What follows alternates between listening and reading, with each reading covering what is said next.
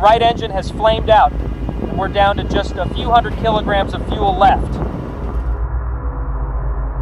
A mayday was proclaimed by the pilot of an Airbus A330 carrying 293 passengers and 13 crew members while it was halfway across the Atlantic Ocean. The situation deteriorated shortly after he made his call, when the left engine also failed, which resulted in the deactivation of all lights and the need to use gas masks because the cabin was no longer pressurized. The pilots had to exert a great deal of effort to maintain control of the aircraft in the pitch black, with its electrical systems configured for emergency situations. Aware that the passengers' chances of survival were limited, the crew moved immediately to prepare them for a potential emergency water landing. This is the Flight 236 tale from Air Transat.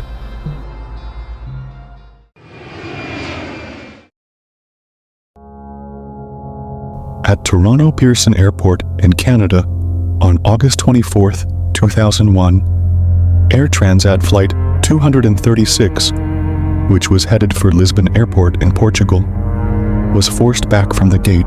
The Atlantic Ocean is crossed en route from Toronto to Lisbon. It begins in Canada and proceeds across the Western Atlantic, heading towards the European continent and ending in Lisbon. Usually, this flight lasts for 7 hours. An Airbus A330 with 362 passenger seats was the aircraft assigned to this voyage. By the time of the event, it had been in service for more than 10,000 hours after being built in 1999. About 46.9 tons of fuel, 5.5 tons more than the minimal amount required by law, were placed onto it. There were 2 pilots in the aircraft's cockpit. Robert Peach, the 48-year-old captain, had flown for roughly 17,000 hours, nearly 800 of which were on the Airbus A330. The first officer, Dirk de Jager, 28, who had accrued 4,800 flying hours, 386 of which were on this particular aircraft type. Routine maintenance was performed on Air Transat Flight 236 4 days prior to its takeoff.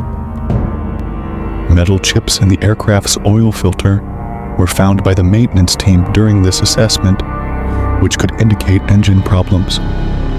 They chose to replace the engine as they were unable to identify the source of these chips.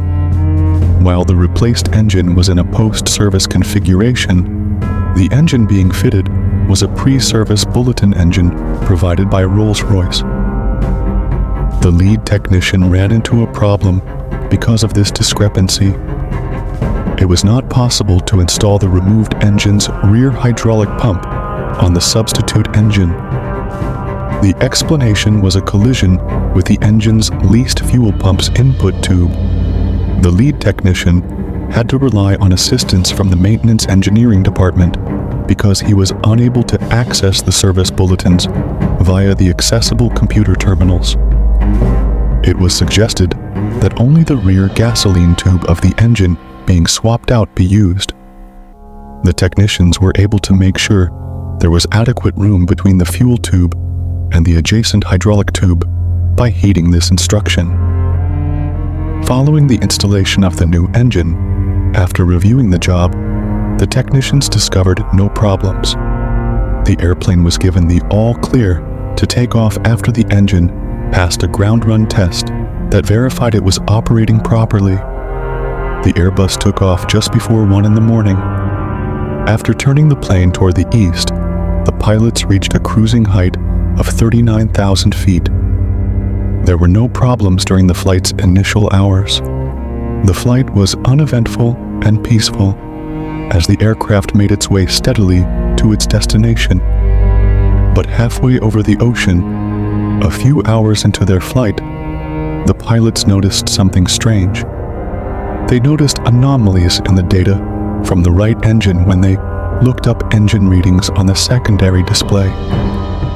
Together with a lower oil temperature and less oil there was an abnormally high oil pressure. The pilots were not immediately able to comprehend the situation that these warnings posed. In a typical flight, the temperature of the engine oil rose. Therefore, the pilots were perplexed when they noticed that the oil temperature was dropping. They searched the handbook for an explanation.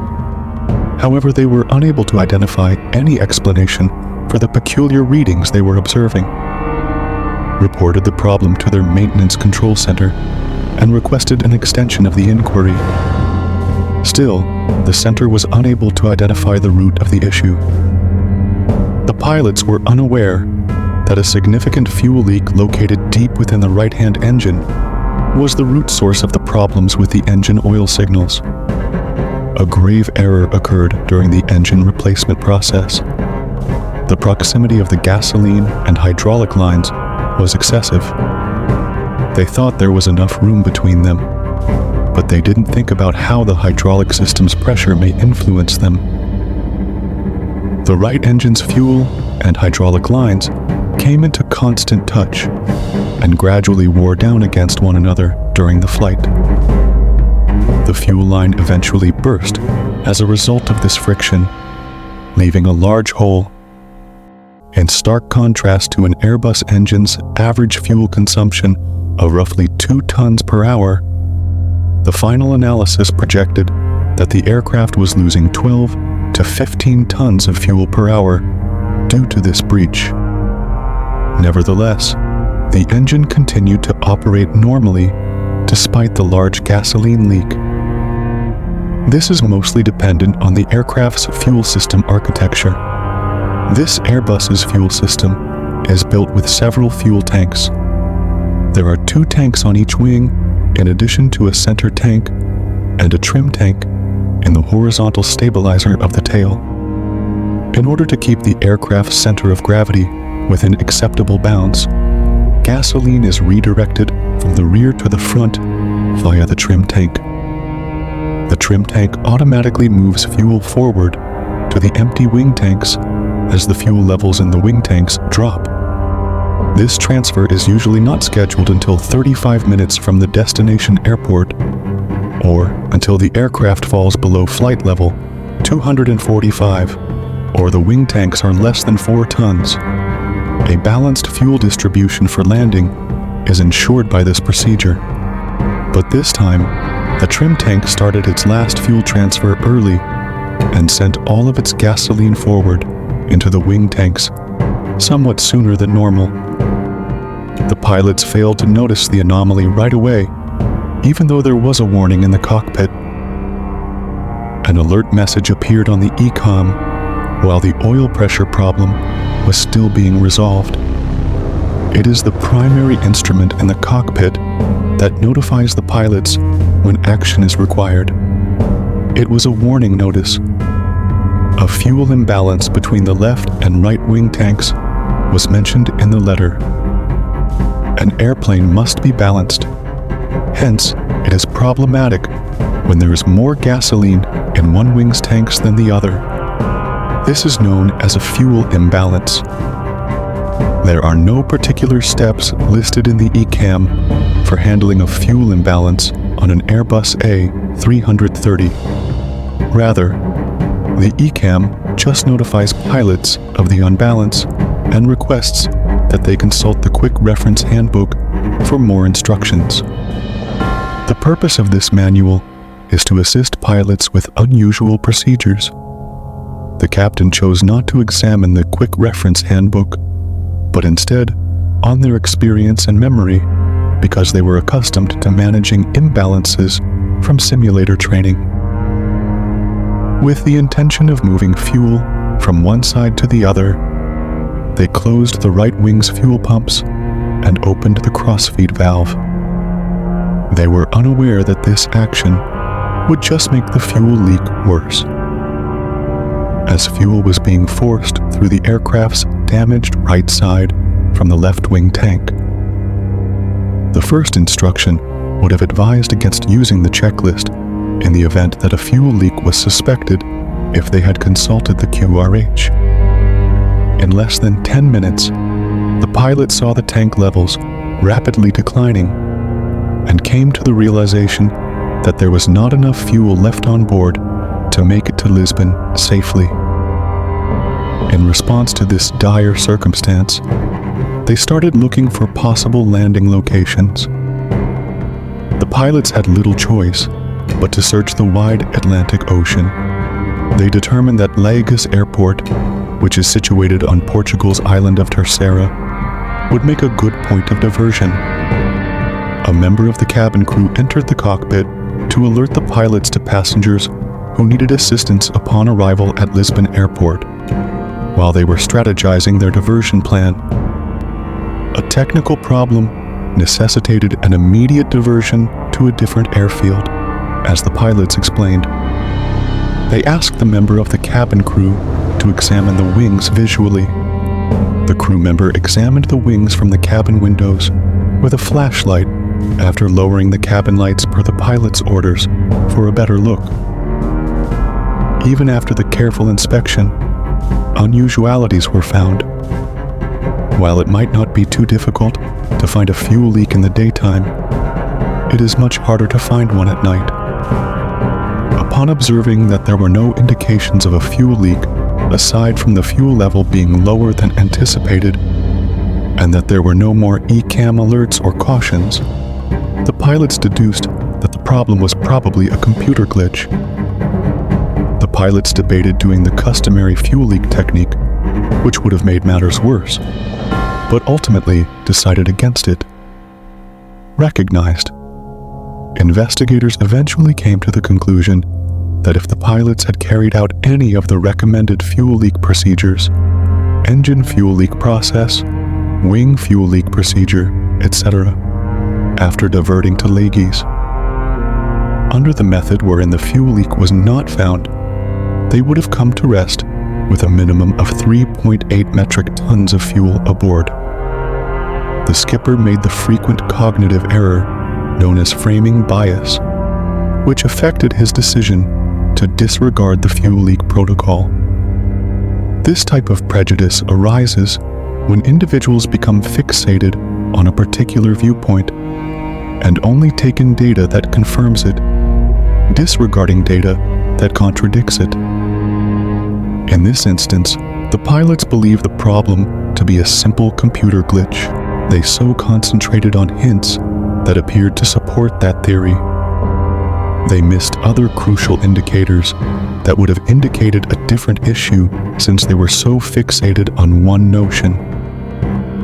A tornado of responsibilities engulfed the pilots, including checklists, cabin crew coordination, and communication with maintenance control and air traffic control for the diversion. They were having a hard time taking a break from the chaos to reconsider what they had assumed at first. The fuel imbalance persisted, and the fuel was draining quickly, even after they recently tried to fix it by moving fuel between tanks. The crew decided to turn the left wing fuel pumps off, and the right wing fuel pumps on in response to the fuel onboard quantity readings persistently abnormally high rate of decline. By making these choices, it was made possible for both engines to get gasoline from the right wing tanks. After that, the pilots headed toward Lagos Airport. They reported their diversion to Santa Maria Air Traffic Control, alleging an urgent fuel deficit. The airplane was carrying 7 tons of gasoline at this point, which is only 6% of its overall fuel capacity. The captain continued to communicate with the maintenance control center as the fuel levels continued to decrease at an alarming rate. He tinkered with several fuel system settings in an attempt to figure out the issue. Nevertheless, the fuel supply was dropping in spite of these efforts. When the aircraft's right-hand engine failed at flight level 150 miles from the airport, any last uncertainties were swiftly dispelled. The skipper quickly boosted thrust to the surviving engine in response. Despite this, the airplane could continue to fly. it was no longer possible to sustain an altitude of 39,000 feet with only one engine operating. The airplane had just 600 kilograms of fuel left at this crucial point. The pilots knew they were in a scenario where survival depended on their actions. Air traffic control was notified of an emergency by the first officer. Shortly after, the first officer alerted the passengers and cabin staff via the public address system that they would be landing soon and to get ready in case there was an emergency water landing. The left engine failed 13 minutes after the right engine did, and the vehicle was still 120 kilometers from the airport. Darkness descended onto the cockpit as the electrical power failed. The cabin pressure decreased as the aircraft descended.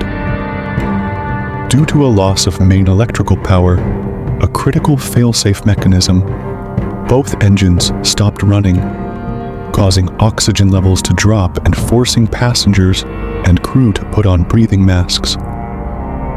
The most crucial instruments and systems were kept operational by the ram air turbine, which detonated beneath the aircraft as it moved through the air. However, the lack of engine power caused the wing spoilers, nose wheel steering, and thrust reversers to malfunction, making landing and maneuvering much more difficult for the pilots. The crew eventually completed the procedure for when all engines stopped and the aircraft began to glide towards the airport.